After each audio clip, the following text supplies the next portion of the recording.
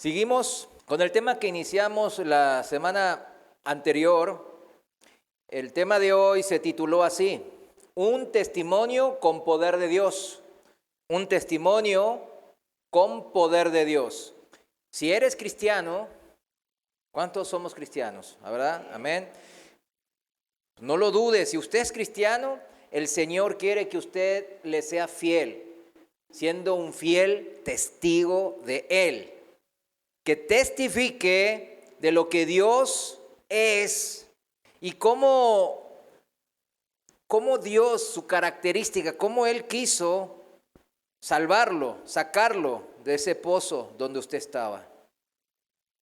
¿Quién es ese Dios? ¿Y qué cosas maravillosas hizo en su vida? Eso es lo que quiere que testifique. Es un testimonio, mis hermanos, siempre en primera persona. O sea, yo puedo testificar de aquello que yo vivo, que yo experimento realmente en mi vida con respecto al Señor, que es una relación más viva que cualquier otra relación que usted y yo podemos vivir. Esa es la relación que nosotros entramos gracias a Él. Yo puedo decir que todo cristiano sabemos desde lo más profundo de nuestro corazón y viendo nuestra propia vida cuánto Él nos ha cambiado. ¿Qué testificas, mi hermano, mi hermana, que Cristo ha transformado en tu vida? Oremos. Señor, sabemos que somos cristianos, Señor, discípulos tuyos, testigos tuyos, mi Dios. Porque en nuestras vidas, Padre, sabemos que se debe reflejar tu carácter y tu ejemplo, mi Dios.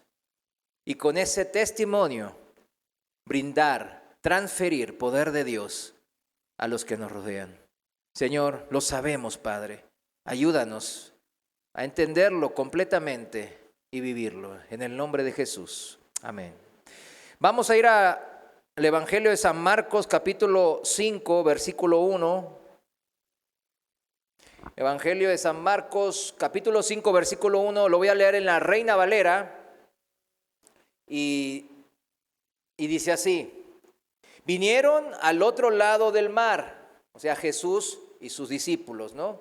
A la región de los Gadarenos. Y aquí vamos a hacer una pequeña pausa y ponerlos en el contexto histórico. Esta región de los Gadarenos o Gerasenos o Gergesenos, así se les llama en las diferentes traducciones, está situada principalmente al oriente del mar de Galilea. ¿Se acuerdan del mar de Galilea? Que estaba Israel, Jerusalén y Judea, todo lo que rodeaba Jerusalén.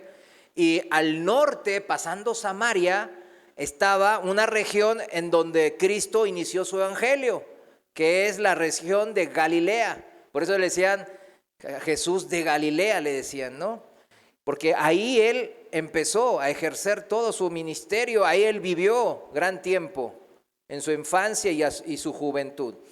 Esta región al oriente del mar de Galilea, también llamado este mar de Tiberíades, porque es un nombre que el emperador Tiberio, ¿verdad? El emperador Tiberio, era que el primer emperador fue Augusto, el segundo fue Tiberio. Y él gobernó del año 14 después de Cristo al año 37 después de Cristo. Si se checan, son los años en donde el Señor ejerció su ministerio. El emperador, cuando Jesús ejerció su ministerio, murió en la cruz y resucitó. ¿Quién era? Tiberio. Entonces, y el rey que estaba en toda la región de Judea era el rey Herodes Antipas. Yo sé que cuando se mencione el término Herodes, a veces uno se confunde porque hay muchos Herodes, como también había muchos Augustos como emperadores de romanos. Por ejemplo, Tiberio era Augusto Tiberio Augusto, ¿verdad? Y Herodes Antipas era el sobrino, el que sucedió a Herodes el Grande. ¿Quién era Herodes el Grande? El primero que inició todo eso, ¿verdad? La sucesión de los Herodes. Y él era el que mató a los niños de 2 años y menores para poder matar a Jesús. Herodes el Grande. El sucesor de él, su sobrino Herodes Antipas, era el que mandó a decapitar Juan el Bautista. ¿Está bien? A Juan el Bautista lo mandó a decapitar Herodes Antipas. Y también es el mismo Herodes que quería conocer a Jesús. Y cuando lo conoció, ¿cuándo fue? En el día que lo crucificaron en la mañana, ¿no? ¿Y qué hizo? Pues cuando no vio que hacía los grandes milagros, se burló de él y dice que lo escarneció, o sea, se burlaron de Jesús pegándole bofetadas, escupiéndolo. Ese es el Herodes Antipas, fíjense.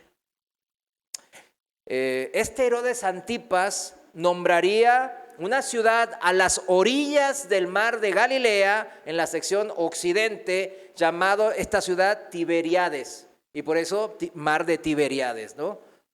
Así le llamaban. Pero nosotros lo conocemos en la Biblia como el mar de Galilea. ¿Está bien? Este mar de Galilea y la zona de Galilea en general estaba rodeada de ciudades paganas. Había muchas, desde la zona de la región costera de Tiro y Sidón hasta la misma Samaria y toda la región que ahora estamos viendo, que se llama la región o distrito de Decápolis, que Decápolis eran porque eran 10 ciudades, ¿no? Toda esa región era una región pagana. O sea que no creía bien en Dios. Un distrito, Decápolis, que abarca 10 ciudades, dijimos. Y fíjense, lo bueno es que el Señor en todas estas regiones, el Señor fue y enseñó. El Señor fue, hizo milagros, hizo señales. Y dejó una marca, ¿verdad? No las despreció esas ciudades. Una y otra vez en los evangelios aparece cómo el Señor iba a estas regiones y predicaba y hacía milagros. Y el Señor llega a esta región, en el versículo 2 dice así: y cuando salió él de la barca, enseguida vino a su encuentro de los sepulcros un hombre con un espíritu inmundo, que tenía su morada en los sepulcros, y nadie podía atarle, ni aun con cadenas,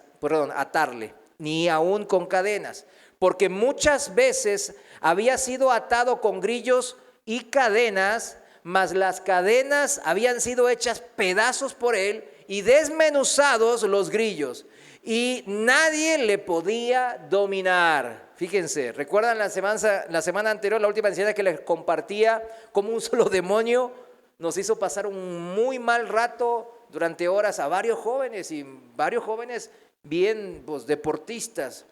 Imagínense estos muchos demonios que no podían hacer. Aquí lo relata el pasaje bíblico. Las cadenas las rompía, los grilletes los rompía como papel. Imagínense estar en ese momento. ¿Ustedes cómo lo vivirían? Versículo 5. Y siempre, de día y de noche, andaba dando voces en los montes y en los sepulcros e hiriéndose con las piedras. Nada que ver con la Llorona, así que los que están pensando en eso, olvídenlo, es otra historia. Cuando vio pues a Jesús de lejos, el endemoniado lo vio de lejos, corrió y se arrodilló ante él. Todos van a arrodillarse ante él, amén. Sean buenos o sean malos, no importa. Versículo 7. Y clamando a gran voz dijo el endemoniado: ¿qué tienes conmigo, Jesús, Hijo del Dios Altísimo? Te conjuro por Dios que no me atormentes. ¿Sabían los demonios quién era Jesús? Amén. Siempre lo sabían, claro que sí lo sabían. Ellos son seres vivos espirituales, aunque malignos. O sea, rebeldes a Dios. Pero como seres espirituales que son, ellos ven en lo espiritual. O sea, cuando ellos veían a Cristo, claro, veían la carne que le rodeaba, el cuerpo de Jesús, el hombre, pero en verdad lo que veían que era el Espíritu de Dios, el Dios Hijo. Ahí estaba presente, ni modo que lo veían y decían: no, tú eres Jesús, no sabemos que no. Ellos ya lo veían. Así como usted a veces, ya nosotros vemos lo invisible. Eso significa ya vemos al Jesús como los demonios, porque ya somos nosotros también seres espirituales. O sea, Usted tiene que comprender esa magnitud del ser cristiano. Yo sé que eso a veces es difícil para muchos, porque muchos cristianos esto no se les enseña, o se les dice que todos los dones y todas las cosas espirituales ya cesaron, ya terminaron. Entonces los hace incapacitados espirituales a muchos cristianos. Nosotros no debemos ser incapacitados espirituales. Mínimo, como los demonios, saber ver en lo espiritual. Porque nosotros también, Dios nos vivificó, dice la palabra, en lo espiritual. Así que tenemos la capacidad de ver y sentir en lo espiritual. Es importante esa capacidad. Por eso dice que ya no andamos por vista. Lo repito muchas veces aquí en estas prédicas porque es importante, mis hermanos. No andamos por vista, andamos ¿por qué? Por fe. Y la fe es lo que nos ata a lo espiritual, al reino de Dios, que es espiritual. Porque Dios es espíritu. Por eso estos demonios veían a Jesús siempre que decían, y luego lo reconocían. Sabían que en verdad era el Hijo de Dios, del Dios viviente. Versículo 8.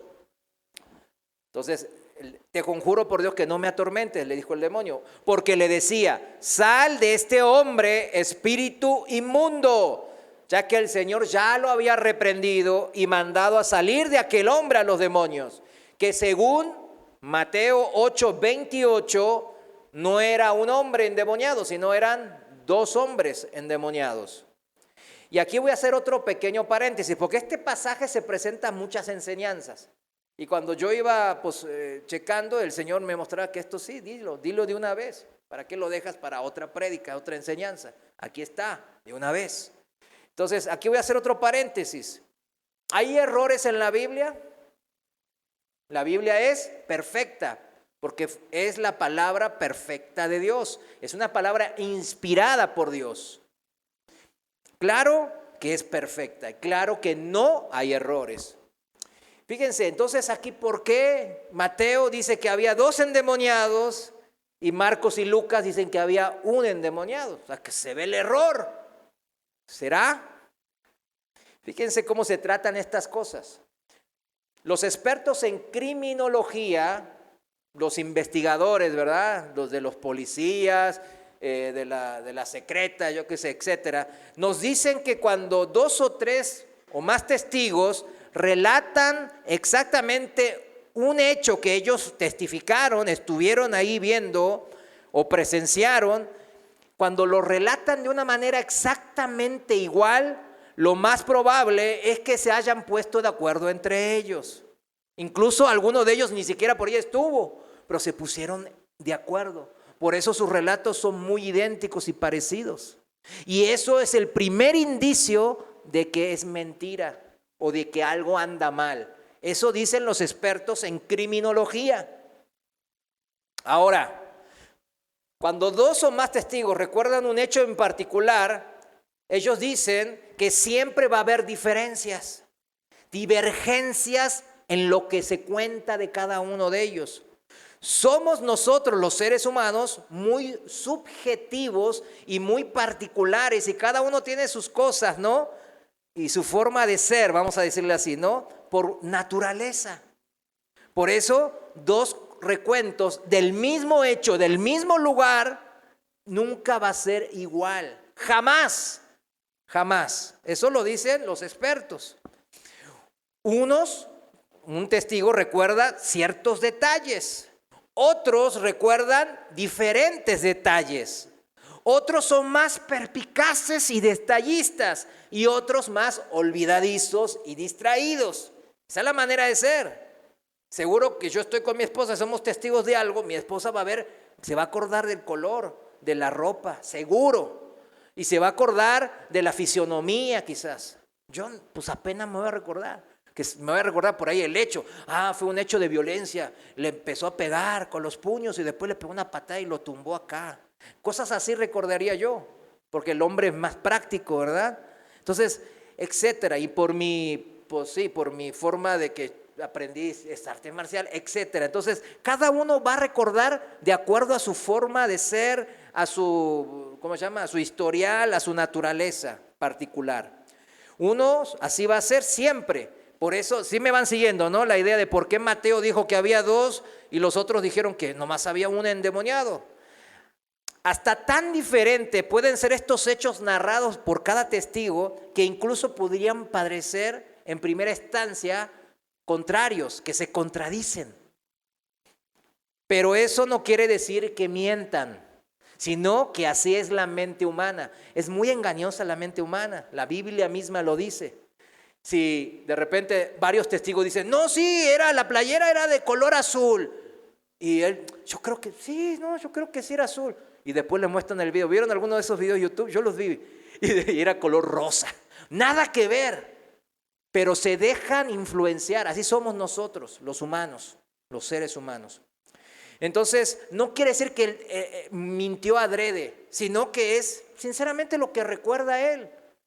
Y cuando comenzaron a distribuirse los papiros, los manuscritos de los evangelios en el primer siglo, el Espíritu Santo, como en toda la narración bíblica, dejó esta característica humana subjetiva de cada uno, su forma de ser, dejarla. ¿Para qué? Para agregarle el toque humano a lo que es la Biblia. El toque divino trae perfección, trae un propósito, trae ¿qué? Un plan divino de salvación, pero el toque humano le da a cada uno como es, ¿verdad? Pedro es de una manera, cuando escribe se nota cómo escribe. Juan, dicen los expertos en letras y los que estudian todo este tema de las Biblias, de la antigüedad, de los manuscritos, Juan escribe de esta manera, Pablo escribe de esta otra. Por ejemplo, Juan dice, ay, siempre habla de mis hijitos, y Pablo habla muy así cariñosamente, muy así de familiar, de como padre, como abuelo. En cambio, Pablo habla como lo que él era, ¿verdad? Era un maestro, habla con la autoridad de apóstol, siempre tiene que ver, mezcla mucho lo que es el Antiguo Testamento. O sea, cada uno sabemos qué cosas escribe y lo ha dejado. Así en el Antiguo Testamento lo mismo. Isaías, Jeremías, Daniel, todos tenían su forma de ser. Mas, sin embargo, el propósito de Dios y la inspiración divina llevó a escribir un texto perfecto dentro de eso. Y Dios dejó estas diferencias, divergencias, no errores. ¿Por qué? Porque Lucas y Marcos nomás se centraron en el líder de los dos quizás. Y no era importante saber si eran dos o uno. Sí se entiende, ¿no? ¿Verdad? ¿Entienden? Pero Mateo, que era el gran publicano, vio que el recaudador de impuestos, era una persona muy detallista. Entonces él sí dijo, no, sí eran dos. Sí lo va entendiendo como es. La Biblia sí se escribió en su todo. Hay que entenderlo. Y bueno, ni me voy a poner a hablar de cómo escribió David, porque David era un poeta, un letrado poeta. Entonces, así, por eso escribió tantos salmos. Lo mismo. Entonces, ya entendido esta pequeña aclaración, tenemos que los hechos, cada uno cuenta a su manera particular para poder verificar la credibilidad de los hechos. Un especialista siempre va a ver, un policía, un detective va a decir, a ver, son creíbles estos testimonios porque lo que cada uno cuenta parece diferente, pero lo cuenta de una manera particular. Y cuando yo lo armo entre los tres que me están diciendo los testigos, armo una historia creíble. Así ellos lo ven, así ellos lo enseñan. Por eso cada autor inspirado resalta puntos diferentes, no contradictorios en su evangelio. ¿Está bien? Bueno, quiero que quede eso claro. Cada testigo entonces, Dios lo inspira, el testigo que escribió la Biblia, ¿no? Dentro de sus características personales, de las cuales Dios no suprimió, sino dejó que las aplicaran en los escritos de una manera que se expresaran como es lo que ellos son, no robots, seres humanos. ¿Está bien? Esa es la inspiración divina. Seguimos en el relato bíblico, versículo 9. Y le preguntó Jesús, ¿no? Al demonio, ¿cómo te llamas? Y respondió diciendo, Legión me llamo, porque somos muchos. Y le rogaba mucho que no los enviase fuera de aquella región de Decápolis. Estaba allí cerca del monte un gran hato de cerdos paciendo. Y le rogaron todos los demonios, o sea, los demonios se pusieron de acuerdo, fíjense, qué raro, ¿no? Ahora vamos a ver por qué. Todos los demonios se pusieron de acuerdo diciendo, envíanos a los cerdos para que entremos en ellos. Nunca se pusieron a pensar, oye, tantos demonios se pusieron rápido de acuerdo en esto, ¿eh? Recordemos que aquella región vivían muchos samaritanos. ¿Qué eran los samaritanos? Israelitas que durante los muchos siglos se fueron casando y engendrando hijos mestizos, por así llamarlos en esta edad moderna, que por la ley mosaica de esa época estaba prohibido, no era algo bueno, porque Dios no les había dicho que no lo hagan. ¿Y esta gente entonces sabía o no de la ley de Moisés? Claro que sabía. Sabían de la ley que estaba escrito que el cerdo era un animal impuro, inmundo. Pero entonces, ¿cómo es que tenían miles de cerdos ahí paciendo en esa zona? Esto es lo que, mis hermanos, produce siempre una vida cristiana en obediencia parcial. Ahorita les digo, es con un pie en las cosas de Dios, o sea, sabiendo de las cosas de Dios de la Biblia, y con un pie en el mundo, haciéndolo a pesar de la ley, haciéndolo a mi manera. Siempre produce este tipo de personas, de este tipo de actitud, una obediencia parcial, que en verdad es rebeldía.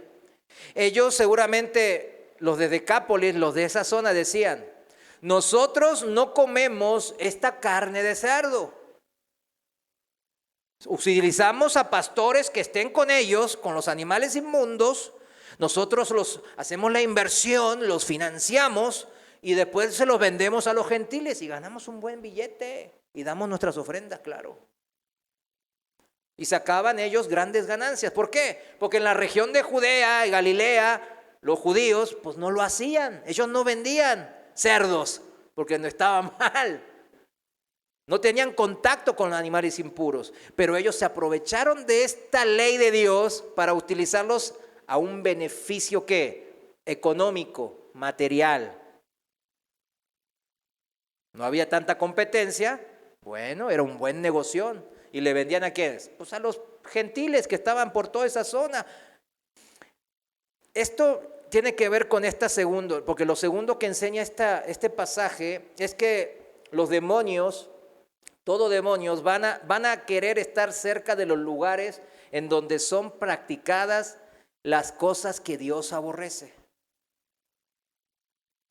Estos demonios que le piden a Jesús que no los enviasen fuera de la región de Decápolis, porque en Decápolis estaba practicando la idolatría, todo lo que Dios aborrece. Y que estos demonios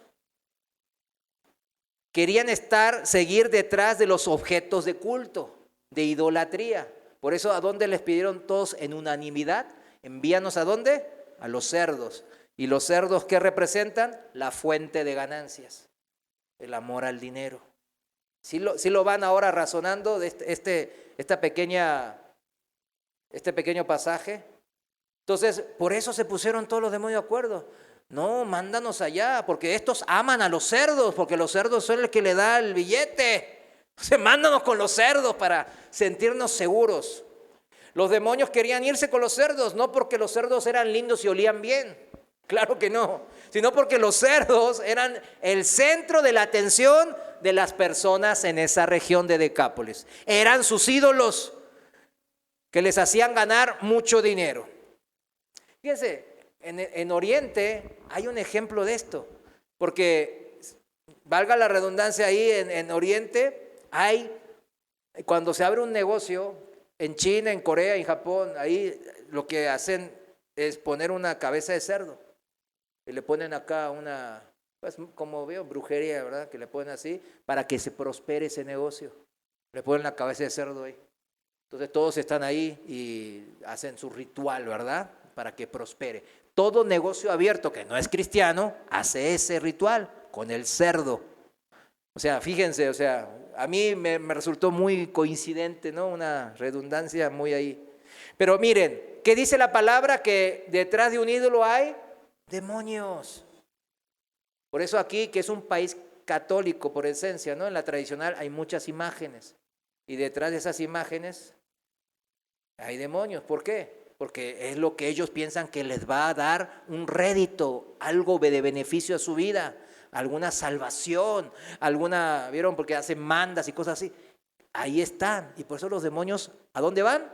Ahí es donde están los ídolos. Ya vieron la relación, ¿verdad? Eso está en 1 Corintios, para que los que anotan, capítulo 10, versículo 14 al 22, para los que anotan. Recordemos que Satanás, que el Señor le llama el Dios con D chica de este mundo, quiere alejarnos del único y verdadero Dios a través de estos ídolos o dioses falsos. Y el más usado, ¿cuál es? El dios Mamón, que es el dios de la prosperidad, entre comillas, ¿no? El amor al dinero y todo lo que eso representa. En este caso en particular, ¿qué es? Los cerdos. Los cerdos era el negocio que generaba el dinero, ¿sí o no? Y ellos, los demonios, en unanimidad dijeron, mándanos con los cerdos. Ellos aman a los cerdos, no porque los cerdos sean lindos, sino porque ¿qué? Les daba un buen negocio. El dinero, mis hermanos, siempre es neutral. ¿Es necesario el dinero? Claro que sí, sino cómo vivimos y nos movemos día a día. Pero no es el dinero la fuente de todo bien en mi vida, como piensan en el mundo. Incluso algunos cristianos andan confundidos así, aunque no lo digan.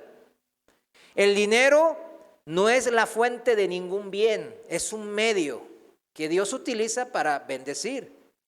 No es el dinero la causa por la que yo vivo. No es el dinero mi propósito de vida. No es el dinero mi motivación cuando yo me levanto cada mañana. ¿O sí será? Hay que verificar eso, porque no seremos gadarenos. Eso es algo que hay que verificar. Me salió una prédica del dinero, ¿verdad? Pero sí, el Señor me mostraba eso. Este ídolo con Dios o Dios falso con D chica que utiliza Satanás en la región de Decápolis es el mismo que Jesús dice, cuidado, este Dios, este ídolo es el que más cae la gente. Vamos a Mateo 6:24. Seguimos en la Reina Valera, dice así.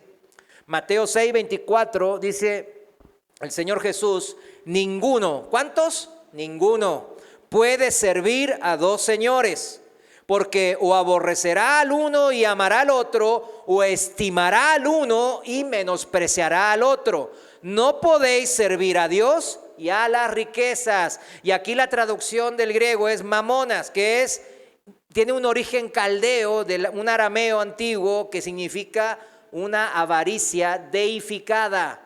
O sea, el dinero como mi Dios. El dinero como la fuente de todo mi bien, de todo lo bueno que me pasa. Sí lo va entendiendo, ¿no? Y va entendiendo que la iglesia actual, muchos han caído en este tipo de idolatría, como en la época de Decápolis. Y cuidado con nuestro corazón engañoso, porque no estamos exentos nosotros, los que decimos estar en sana doctrina, a terminar como los gadarenos.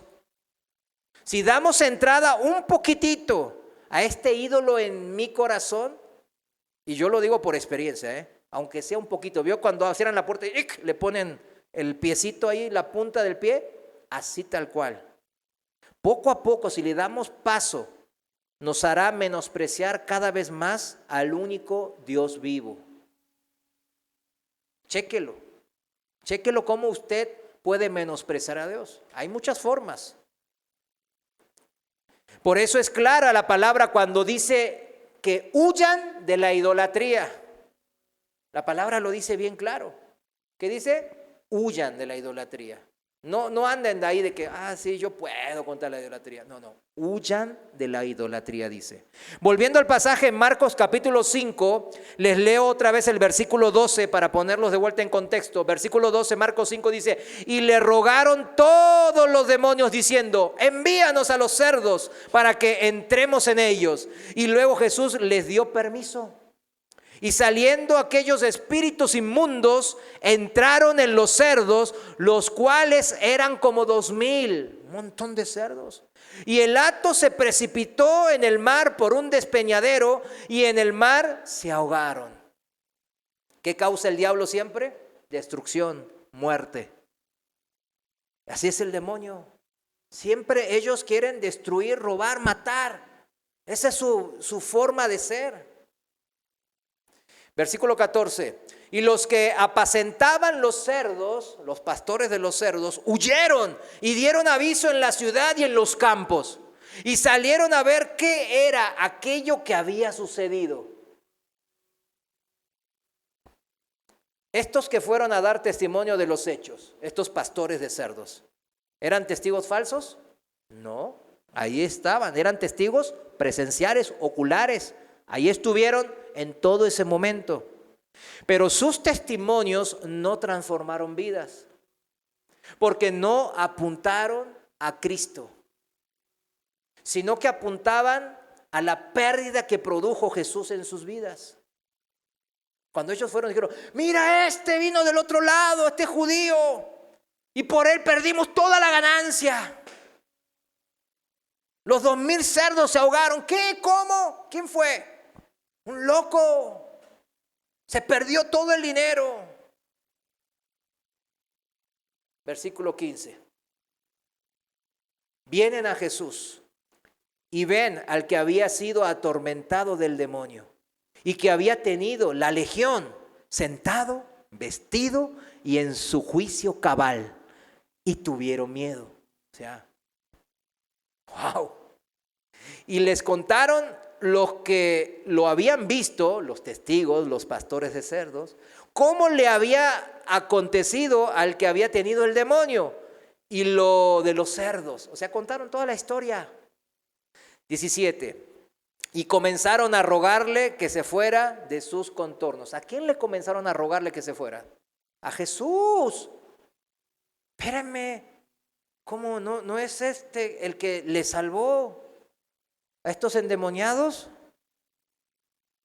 Ellos le dicen: Jesús, está bien, parece que eres el gran Mesías que tú dices ser. No sé si eres el Hijo de Dios, pero eres un gran profeta al parecer. Pero ya vete, ya. Está bien, lo que dices se hace bien, tienes poder. Mira, hiciste eso en ese loco, ya no lo voy a tener gritando por todos lados y pegando a mis hijos. Gracias, pero vete. Me causas puros problemas. Mira la gran pérdida de dinero que has causado. Jesús, por tu culpa se echó a perder mi trabajo.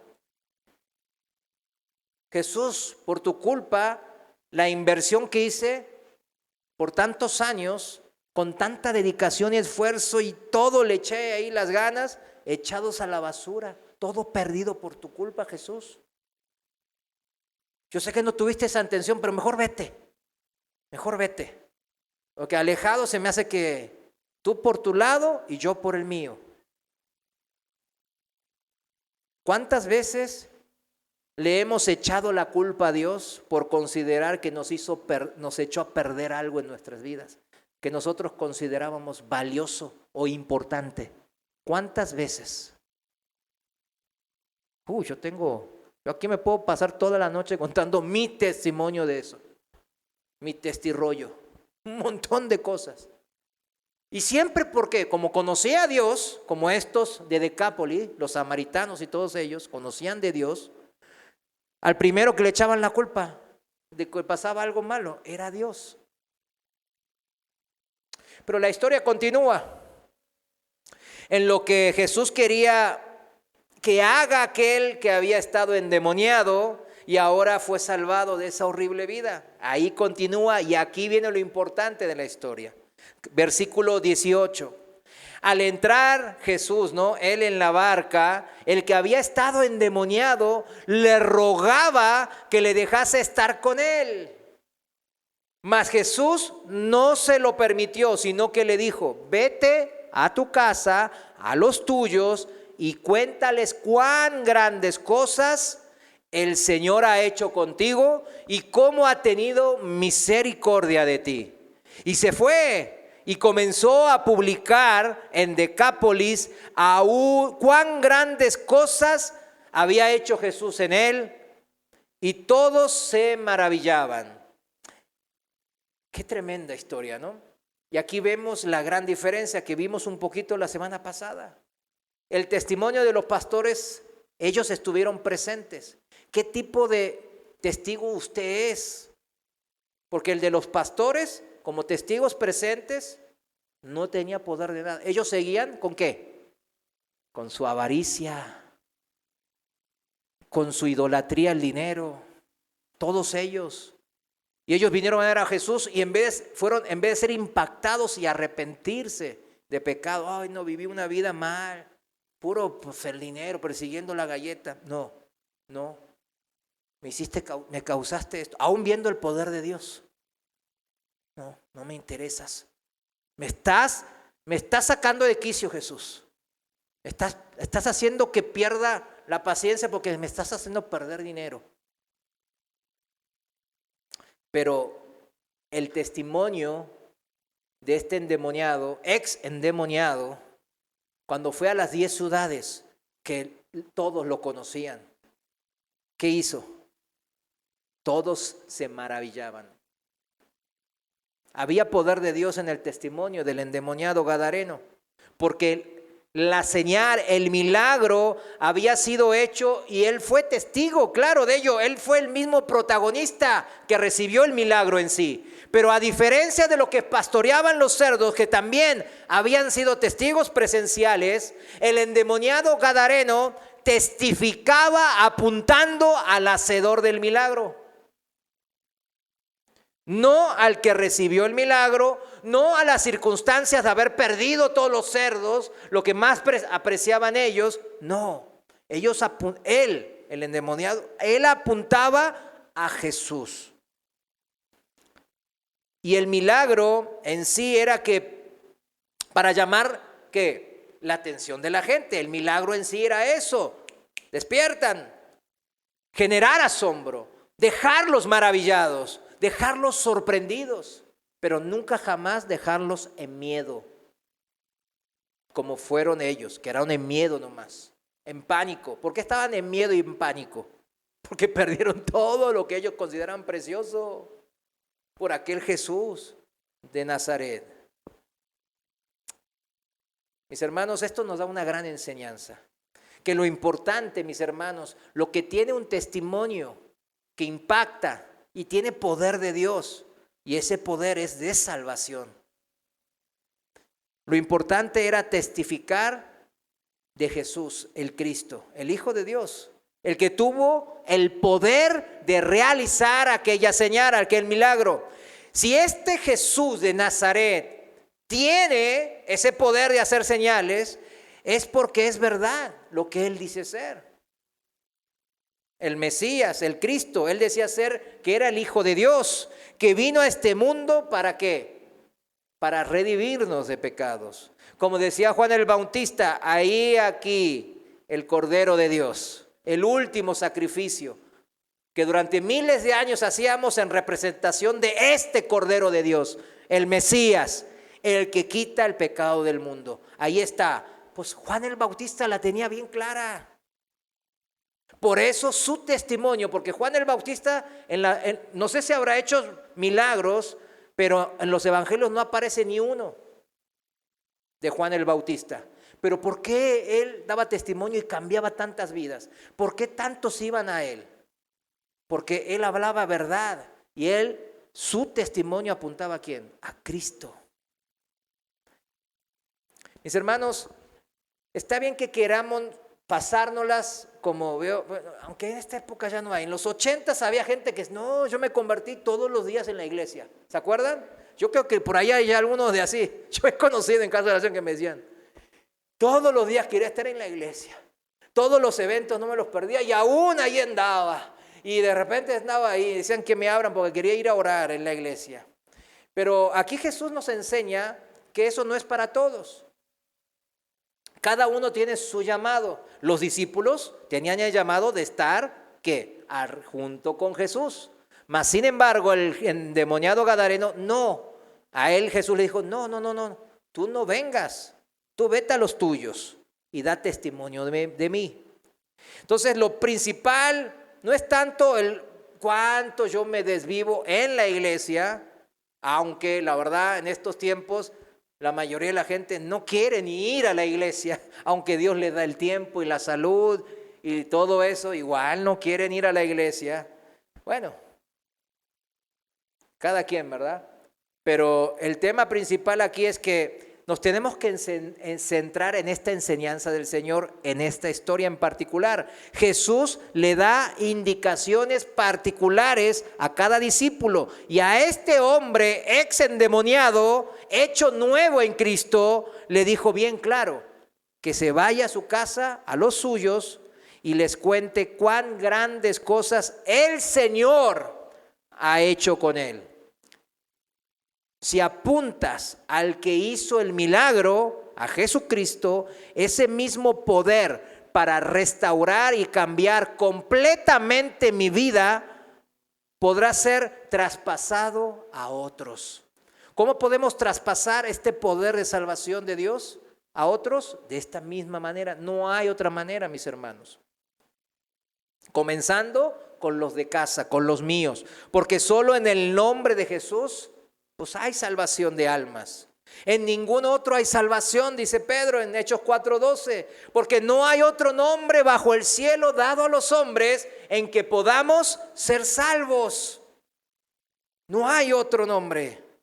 Y siempre el testimonio salvador que lleva poder de Dios, poder espiritual de salvar almas en la eternidad, es el testimonio que damos del ejemplo de Jesús, siempre apuntando a Jesús. Esa es la responsabilidad que tenemos todos los que somos cristianos, a todos los que Dios ha transformado a una nueva vida en Cristo. Por eso damos testimonio de Cristo, porque yo digo, miren, esta es la vida que Cristo quiere que viva, como la que Él vivió. Ahí está escrito en la palabra de Dios. Esta es. Todo lo que no se cuadre a eso, mis hermanos, quizás no estemos dando ese ejemplo que el Señor pide, ese testimonio que el Señor pide. Como lo hizo usted cuando usted creyó alguna vez y dio testimonio, porque cuando apenas nos convertimos es un cambio que realmente se nota. No es, algunos, yo sé que en algunos es una transición, como en mi caso también, que lleva quizás meses. Otros saben el día y la hora, ¡pa! Y de ese día al otro ya eran, pues hacían cosas todas diferentes a lo que antes hacían. Aquel milagro de la salvación de su alma, cuando nos convertimos, cuando pasamos a esta nueva vida, se va a manifestar en su vida cotidiana. Y eso es dar testimonio de poder para seguir transformando vidas idólatras alrededor nuestro, vidas perdidas alrededor nuestro, a vidas nuevas que el Espíritu los guíe en sus pensamientos y en sus decisiones. Este es el poder de salvación de almas, mis hermanos. Usted tiene que participar y por eso hoy estamos aquí aprendiendo del Espíritu de Dios para seguir participando y que traspasar este poder de Dios que yo me siento tan gozoso, tan agradecido de poder vivir a otros. No, es que mis hijos ya están bien perdidos, ya son... No, ¿y usted qué? A veces pensamos que es imposible, pero es Dios el que transforma. Dijimos que el poder de transformación es ¿de quién? De Dios. Yo tengo que dar el testimonio. Nada más. ¿Y quién transforma? El Señor. Este testimonio que usted y yo tenemos que vivir diariamente es en sí el milagro que Dios quiere que vivamos cada día. Amén. Y les repito, como la semana pasada, para que nadie se jacte de ese milagro que usted vive diariamente. Como hablamos, bien el Señor nos dio la manera, ¿no?, de poder dar este testimonio. en el poder de Dios, al igual que el ex endemoniado gadareno. Y les voy a recordar el capítulo primero de Libro de los Hechos, en el versículo 8. Dice, pero cuando venga sobre ustedes el Espíritu Santo, recibirán poder y serán mis testigos en Jerusalén, en Judea, en Samaria y hasta lo último de la tierra. Podremos ser testigos de Jesucristo desde nuestra casa hasta lo que sea que el Señor vaya, que yo quiera que vaya. ¿Cuándo qué? Cuando recibamos el poder de Dios, que es el Espíritu Santo, el que nos va a guiar para dar ese testimonio de poder de Dios. Amén. ¿Cuándo viene ese poder de Dios a mi vida? Cuando yo me convierto a Cristo. Cuando me humillo ante Dios, le creo lo que leí en la Biblia, me arrepiento de todo pecado y ya me dejo guiar por el don recibido, el Espíritu Santo que mora en mí. Esa es la manera de testificar a Cristo. Hoy lo vimos como hacía el endemoniado gadareno. Hoy vamos a hacer algo un poco diferente. Yo ya les había avisado. Van a pasar algunos hermanos a dar ciertos testimonios puntuales. Obviamente todos tenemos testimonios que podemos hablar horas y horas. Yo sé, todos. Pero yo les pedí a esos hermanos que digan alguna cosa delante de la congregación. Algún testimonio que quieran compartir que Dios les ponga en su corazón. Y eso, vamos a hacer eso, empezando ahorita de una vez, si la hermana Lola puede pasar, por favor. Terminando, que pase la hermana Luisa, por favor.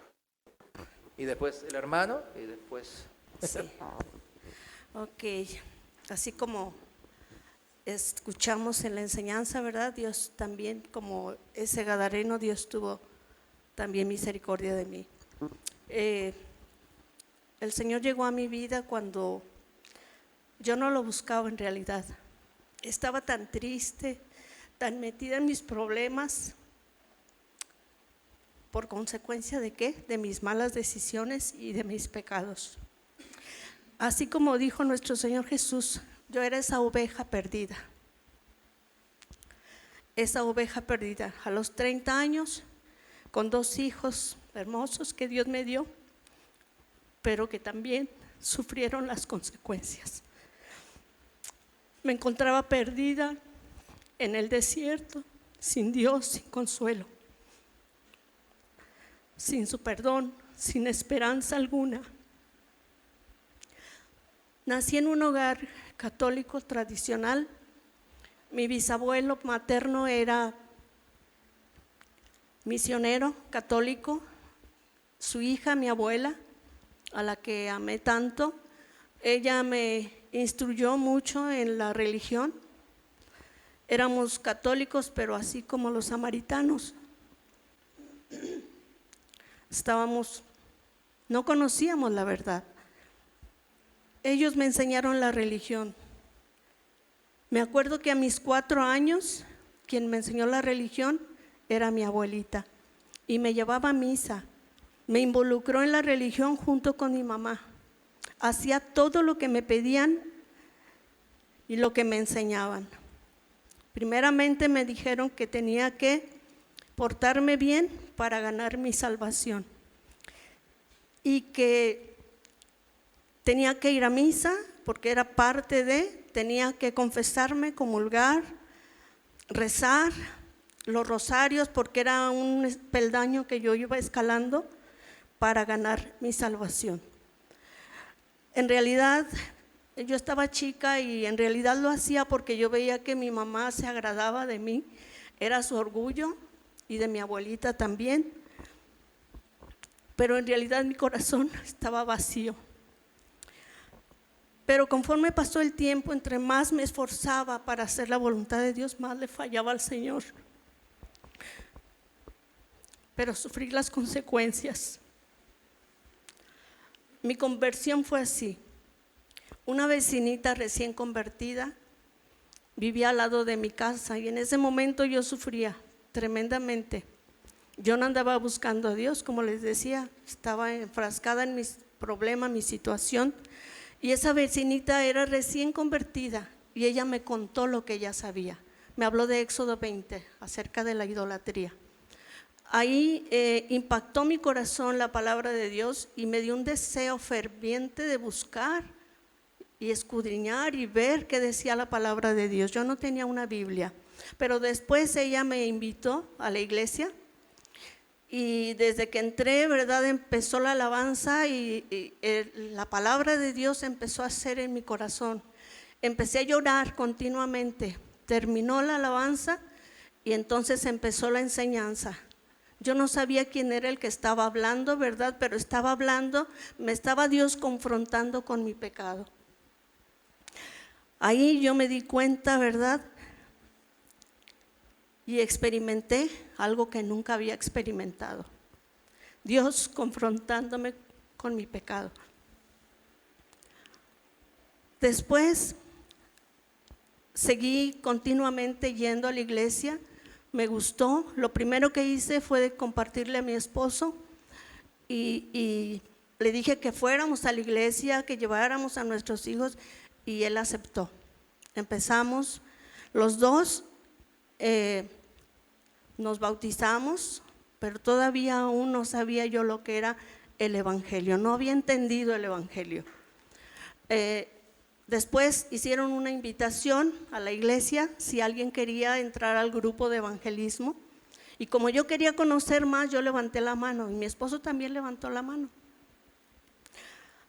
Pero sorpresa, ¿verdad? El Señor ya tenía sus planes para mí. Empezamos con el evangelio de Lucas. Ahí me di cuenta que la Virgen María no es la reina del cielo ni es la madre de todos los mexicanos, era la sierva del Señor. Después nos pasamos a Juan y bueno, ahí el Señor me mostró, ¿verdad?, que quién es Jesús y a qué vino y qué hizo y que era necesario nacer de nuevo. También me enseñó que Él es el único camino, es la única verdad y es el único que nos da la vida. Después vimos el libro de los Hechos, como acabamos de ver, y hubo un versículo que me impactó y desde entonces yo he creído esta palabra. Del carcelero, ¿se acuerdan? Pablo y Silas. Le dijo él, ¿qué debo de hacer para ser salvo? Y él le dijo, cree en el Señor Jesucristo y serás salvo tú y tu casa. Yo lo creí, hermanos. Y desde entonces empecé a seguir con la escritura. Allí en Romanos empecé a ver lo que era la naturaleza del pecado. Y el Señor abriéndome más el panorama, ¿verdad? Pero lo que más me impactó y me dejó pero bien segura de mi salvación fue en Efesios 2, 8, 9 y 10. Que dice así, porque por gracia sois salvos por medio de la fe y esto no es de vosotros, es un don de Dios, no por obras para que nadie se gloríe, porque somos hechura suya, creados en Cristo Jesús para buenas obras. Las buenas obras no eran para mi salvación. Esa alegría llegó a mi corazón y desde entonces yo descansé. Al fin encontré la verdad, al fin encontré la vida, el camino. El amor de Dios me alcanzó. Y así como la oveja perdida, el Señor curó mis heridas. Me llevó en sus brazos al redil.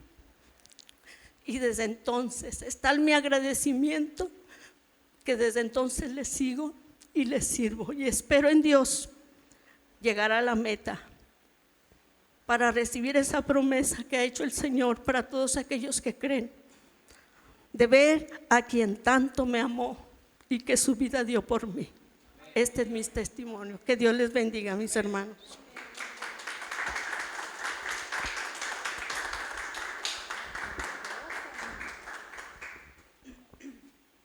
Pues hermanos, pues yo mi testimonio pues es mi hermana por mucho tiempo estuvo hablándonos de la palabra de Dios porque ella se convirtió primero y pues yo era de duro corazón y no quería, yo me resistía porque decía mi mamá que esta religión me enseñaron mis padres y esta tengo que seguir hasta la muerte. Entonces, pues, Yo muchos años, muchos, como 30 años, y yo no quería. Pasaron muchas cosas en mi vida. Por ejemplo, pues muchas cosas han pasado. Mi hijo Carlos fue el primero que se convirtió después de mi hermana. Entonces, una vez mi esposo, estábamos tan endeudados porque pues según éramos de negocios, pero no éramos buenos administradores. Entonces, tarjetas por donde quiera, yo. Muchas tarjetas, mucho. Iba a Aurrera y me traía hasta 50 vajillas y me las fiaban. Pues así me endeudé. Hasta que llegó el momento que ya no pude pagar tanto. Entonces, una vez, yo creo que también por esa causa mi esposo también estaba desesperado y no encontrábamos pues la salida. Un día intentó suicidarse él y suicidarnos a Abraham y a mí. Prendió los cilindros del gas, los abrió para pues allí quedar los tres. Esa fue su solución que él encontró. Pero Dios es tan bueno que no lo permitió. Era como la 1:30 de la mañana, ya estábamos dormidos Abraham y yo, y mi hijo Carlos habló por teléfono y le dice a mi nuera, Dios me dice que le hable a mi papá, pero ya es la 1:30, ya están dormidos, ¿para qué le hablo? No. Entonces mi nuera le dijo, si Dios te dijo, háblale.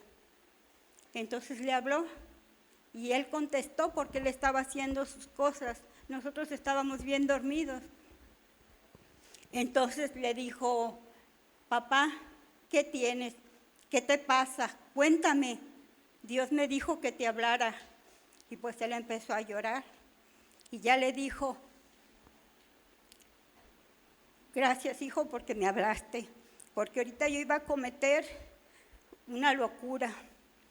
Y desde entonces, pues él empezó a creer, a pensar en Dios. Y yo no sabía. Hasta otro día él amaneció y nos platicó. Y yo dije, Señor, gracias, gracias. Entonces decidimos irnos ya de allí, de este lugar.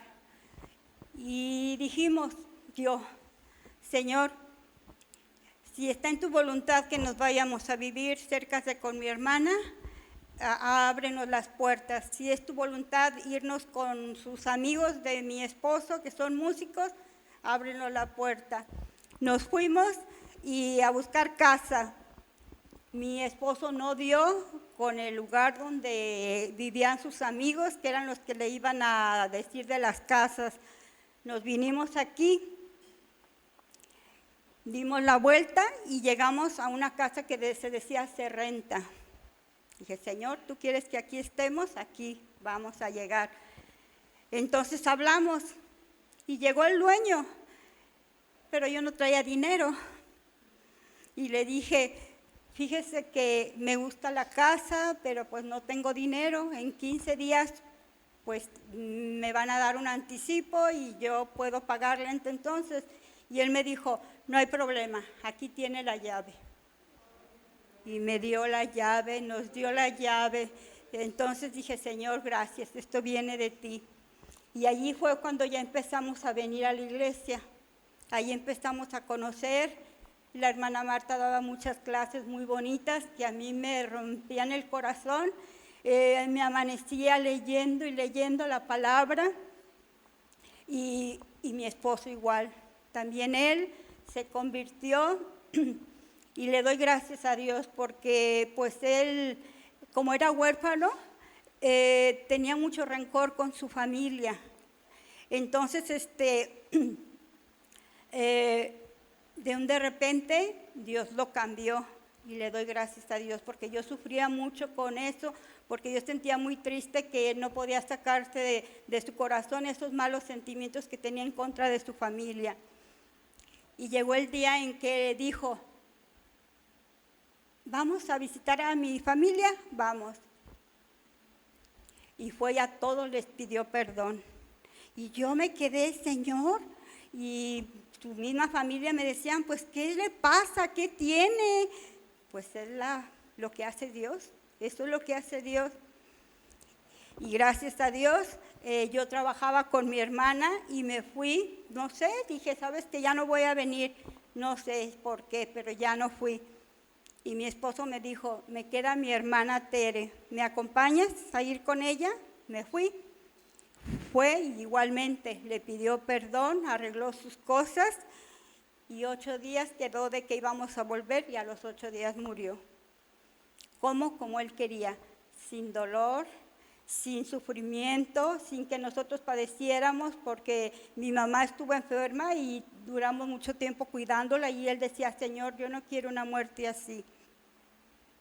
Y él murió, le dio un infarto, yo lo vi que estaba en el suelo acostado y como le gustaba acostarse en el suelo, yo dije, ay, yo no sé para qué se fue a acostar, pero algo me dijo, ve. Y fui y ya estaba muerto, pero yo lo vi tan a gusto que ni lo quería despertar. Y dije, Señor, te doy gracias porque tú lo ayudaste a sanar su corazón, a arrepentirse y tú te lo llevaste en el tiempo que era necesario. Me duele, no sé qué voy a hacer de mí, pero yo sé, tu palabra dice que tú eres esposo de viudas y padre de huérfanos. Y en tus manos, Señor, pongo mi vida y yo quiero servirte. Ayúdame. Tú sabes, Señor, que pues yo soy muy tímida, no me gusta hablar, muy apartada, pero Señor, yo sé que tú cambias y tú me vas a cambiar y me vas a ayudar. Y le doy gracias a Dios por todo lo que ha hecho en mi vida y sigue haciendo. Y estoy agradecida con Él y yo, mi deseo grande es como decía Ezequiel, Jeremías, me ha seducido por tantas cosas que ha hecho en mi vida y estoy agradecida y le doy gracias y quiero servirle hasta el último momento de mi vida, si Él me lo permite, ¿verdad? Pues es todo, ¿verdad? Gracias, hermanos, ¿verdad?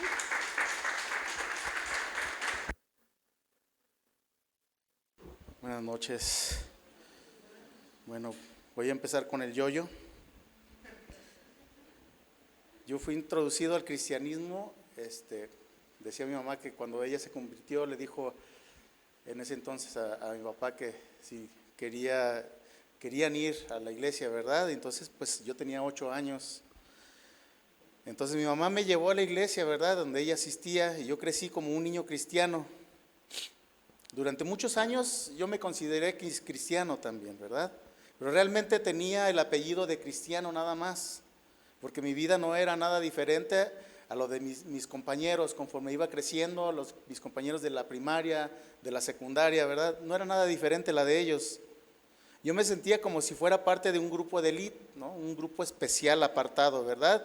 Incluso les decía a mis compañeros, porque la mayoría, pues aquí en México todos eran, o todos son, mejor dicho, ¿verdad? Casi todos católicos.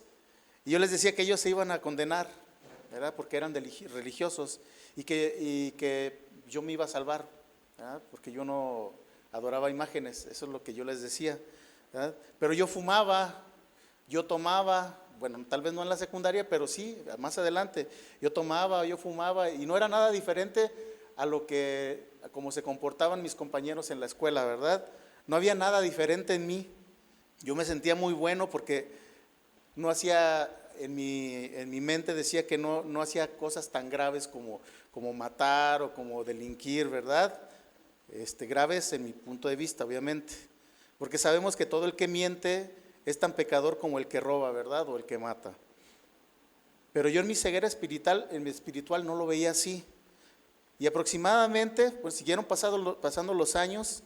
A los 28 años comencé a asistir con regularidad a la iglesia, a donde iba mi mamá, pero realmente lo hacía en primer lugar para callar mi conciencia y en segundo lugar pues para que mi mamá ya no me siguiera insistiendo, ¿verdad? Porque estaba ahí duro y duro, ¿verdad? Solo lo hacía por el compromiso, ¿verdad? Pero la palabra de Dios realmente no tenía ningún efecto en mi vida.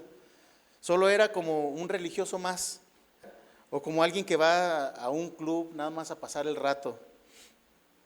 Incluso cuando hacían el llamado a servir, yo dentro de mi corazón decía que esos que servían en la iglesia eran unos tontos.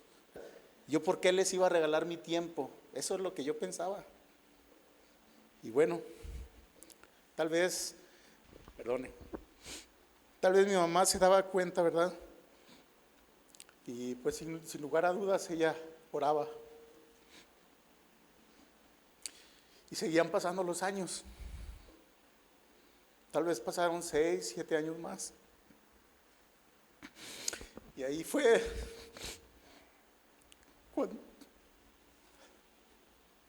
cuando el Señor verdaderamente tocó mi corazón. Empezamos a ver la doctrina de casa de oración.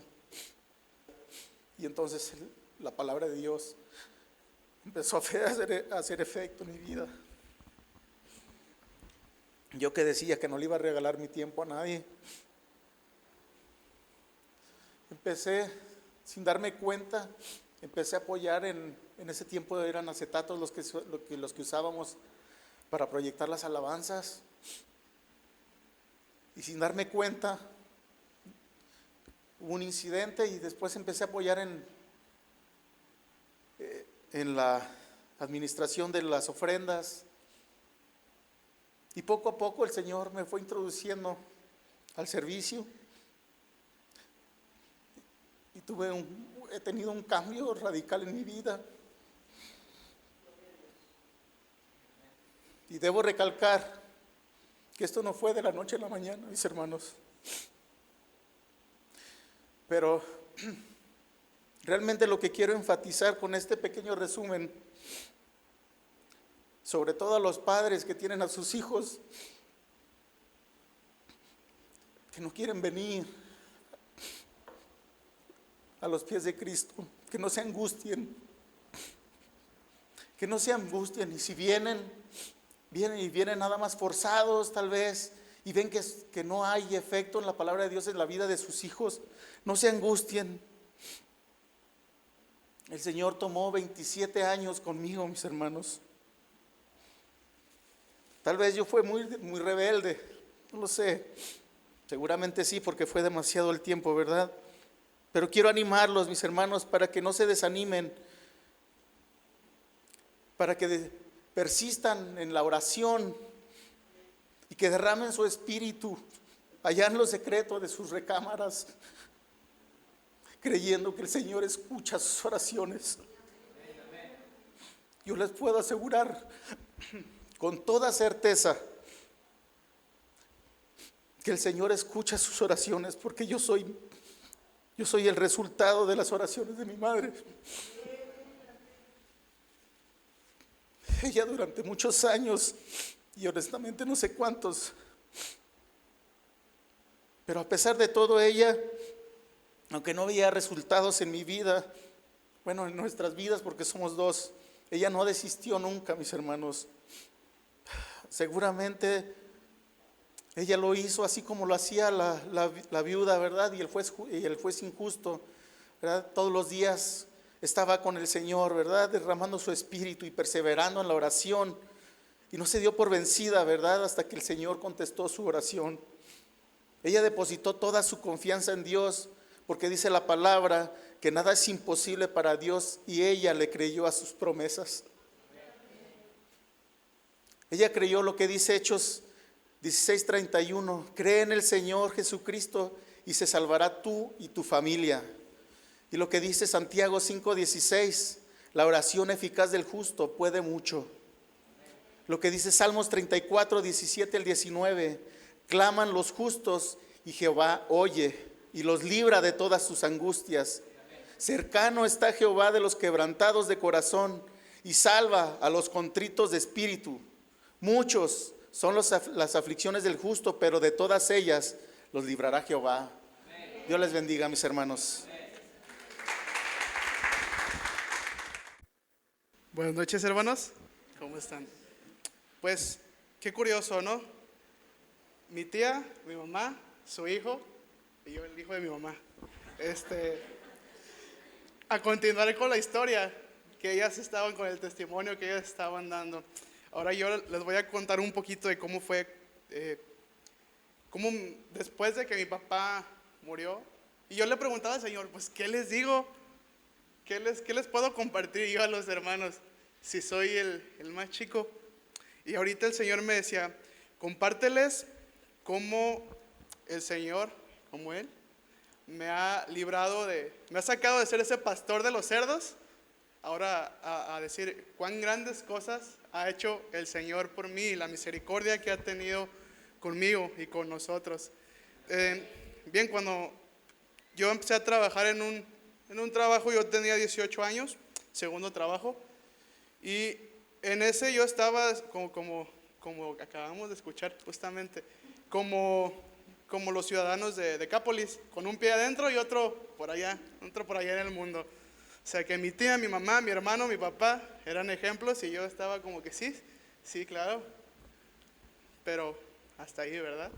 Y entonces en ese trabajo yo tenía la oportunidad de escuchar cosas en el camino. Yo tenía que trasladarme a muchas tiendas y en ese trayecto pues a veces me aventaba 1 o 2 horas, pero en ese entonces pues al principio yo solamente me llenaba de cosas que no convenían, que no me edificaban. Y ahora tienen mucho los puercos. Yo me llenaba de esa música, de esa gente que grita como puerco. O sea, tiene sus signos con chivos y no sé qué, y uno lo piensa que, ay, qué sanito. Pero de ahí me libró el Señor. Ahora, un joven que su papá había sabido que trató de suicidarse y acabar con él, con su mamá. Después de tantas deudas, ¿usted se imagina cómo estaba ese joven? Pues ese mismo joven también muchas veces en sus pensamientos, aunque no lo aparentaba, como siempre pueden verme sonriendo, feliz, por dentro estaba quebrado. Y muchas veces intentando matarme, buscando otras cosas, esa música, esas canciones, eso que me llenaba, que me llevaba a otros lados que no era el Señor. Y bueno, toda esa música, de todo eso yo me llenaba durante un tiempo. Y entonces, yendo a la iglesia, ya yo congregándome, ya yo, según sí soy cristiano, ¿cómo no? Entonces, ahí ya, pues el Señor empezó a hacer su obra en mí. Y ya no escuché, y decidí yo vaciarme de las cosas de este mundo para empezar a llenarme de la palabra de Dios. Duré 4 años en ese trabajo. Durante esos 4 años empecé ya a escuchar predicaciones todo el tiempo. Empecé a escuchar la palabra. Gracias a Dios estaba en una doctrina que era sana. Y el Señor empezó a obrar en mi vida hasta que una vez dije, Señor, yo quiero servirte, quiero seguirte y que se la agarre en serio. Entonces me dijo, ¿quieres servirme? El trabajo donde tú estás, ya sabes que está mal. Ya te he hablado muchas veces que lo que estás haciendo no está bien. Dámelo. 1 año, año y medio, hasta que dije, sí, Señor, está bien. Lo dejé. En ese trabajo yo trabajaba 3, 4 horas y ganaba muy bien. Y lo dejé. El Señor me lo pidió, lo dejé y dije, pues me van a dar mi finiquito, yo ya tengo todo resuelto. Y se viene una pandemia, mi hermano. Me diagnosticaron una enfermedad de la cual yo entraba en el sector de alto riesgo y no me daban trabajo a donde quiera. En ningún lugar me daban trabajo. De repente todas esas personas que yo pensaba que me amaban, que ahora sé que sí me aman, pero todo era un trato del Señor, se voltearon, o yo lo sentí como que se voltearon contra mí. ¿Sí? Me juzgaban, oye, ¿qué estás haciendo? No estás trabajando. Y a lo mejor pensando, eres un flojo.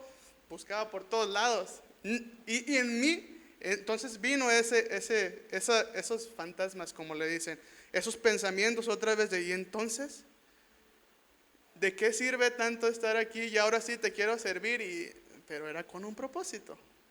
Era con un propósito de enseñarme lo que el Señor quería. Y entonces me volví a sentir solo. Decía, Señor, ¿y dónde están los que se dicen hermanos? ¿Cuándo se han preocupado por mí? no se los estoy echando en cara, ¿eh? Así me van a entender. ¿Dónde están todos esos que se dicen hermanos? ¿Cuándo me han hablado? Claro, había gente que gracias a Dios, que el Señor mandaba a la gente que debía de mandar con la provisión diaria, porque yo no tenía ni para comer. Hubo tiempo donde calentábamos comida con maderita y agarrábamos agua de la llave, porque no había.